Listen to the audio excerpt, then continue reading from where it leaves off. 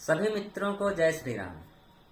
मित्रों, आज बहुत दिनों के बाद एक बार पुनः मैं आपके समक्ष उपस्थित हुआ हूं और आज की जो उपस्थिति है यह बहुत ही गरिमामयी क्षण के लिए है और बहुत ही उत्साहवर्धक तरीके से मैं आपके समक्ष आया हूं।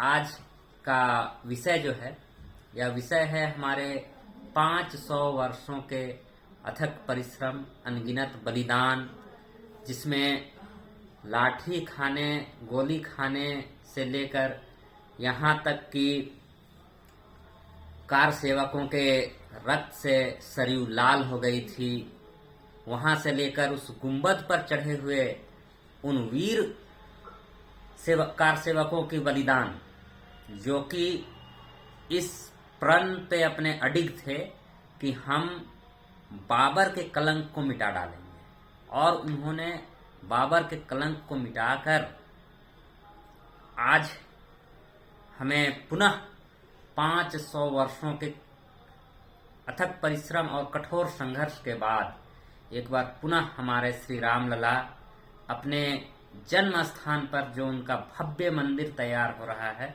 उस पर आने वाले 22 जनवरी को पुनः विराजमान होंगे। यह हमारे लिए एक असीम गौरव और उत्साह के पराकाष्ठा का विषय है।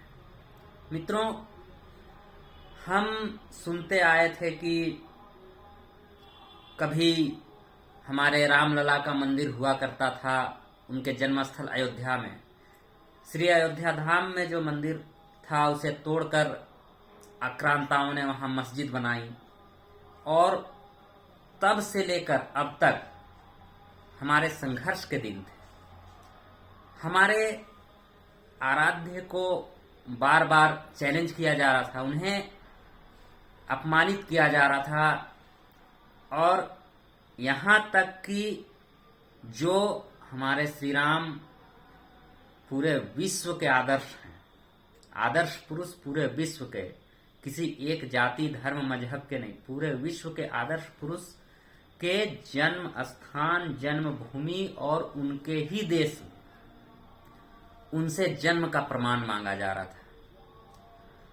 जय श्री राम बोलने वालों पर इस तरह की पाबंदी लगा दी गई थी कि किसी के शव यात्रा में भी यदि कोई जय श्री राम बोल रहा होता था तो उसे डर लगता था, क्योंकि सेक्युलरिज्म जिसे हम कहते हैं उसका एक पक्षीय रूप, जिसमें आप का सेक्युलरिज्म जो है वह सिर्फ और सिर्फ राम विरोध पर था। तो हमने वह दिन हमारे पूर्वजों ने देखा, परंतु उन्होंने हार नहीं मानी। अपने राम लला के लिए उन्होंने हर वो संघर्ष स्वीकार किया, हर वो कष्ट सहे, जिससे कि विपक्षियों को हरा सके। हमने कोर्ट में सबूत भी दिए, प्रमाण पर प्रमाण दिए जा रहे थे। कभी उनके जन्म का प्रमाण मांगा जा रहा था, तो कभी वहां मंदिर होने का प्रमाण मांगा जा रहा था, तो कभी क्या स्थान विशेष पर ही प्रभु की उत्पत्ति हुई थी। ऐसे ओछे प्रश्न भी न्यायालय में पूछे जा रहे थे, परंतु मर्यादा पुरुषोत्तम की कृपा थी, उनका आशीर्वाद था, और जिस तरह से अनगिनत राम भक्तों का आस्था, उनका विश्वास और प्रेम,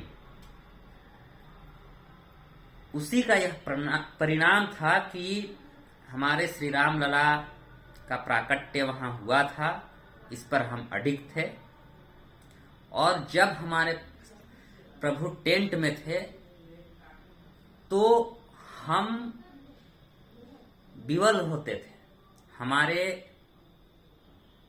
मानस पटल पर, हमारे हृदय पर एक अजीब सी पीड़ा रहती थी, परंतु आज का दिन है कि सारी पीड़ाएं समाप्त हो चुकी हैं, और बहुत शीघ्र आने वाले 22 जनवरी को हमारे रामलला अपने अनुजों सहित, माता जानकी सहित अपने दिव्य मंदिर, भव्य मंदिर में पुनः विराजमान होंगे और आने वाले दिनों में श्री अयोध्या धाम एक वैश्विक राजनीति जिससे पूरा विश्व संचालित होगा, यह बनेगी। और राम राज्य की जो कल्पना देखी गई थी वर्षों पूर्व, बहुत सारे लोग कहते हैं कि हम गांधी के विचारधारा पर चलते हैं। उसमें से कुछ लोग जो कि गांधी वादी विचारधारा में भी दो धड़ों में बटे हुए थे, कुछ लोग राम के अस्तित्व पर ही सवाल खड़ा करते थे, जबकि गांधी जी ने स्पष्ट कहा था राम राज्य की स्थापना। तो आज सबके मन की मनोकामना पूर्ण हो रही है। जो लोग पूछा करते थे कि मंदिर वहीं बनाएंगे पर तारीख नहीं बताएंगे, आज उनके पास तारीख भी है और उन्हें निमंत्रण भी भेजा गया। परंतु जो लोग वहां निमंत्रण पाकर भी नहीं जा रहे हैं,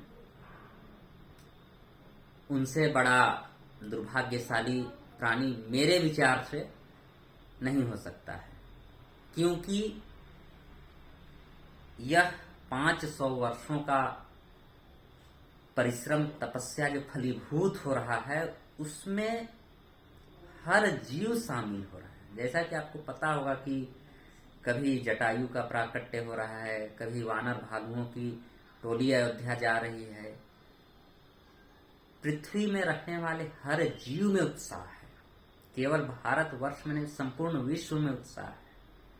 इसलिए मेरा आप सबों से हाथ जोड़कर निवेदन है कि 22 जनवरी को अपने आसपास जो भी देवस्थल हैं उन सबको राममय रखना है।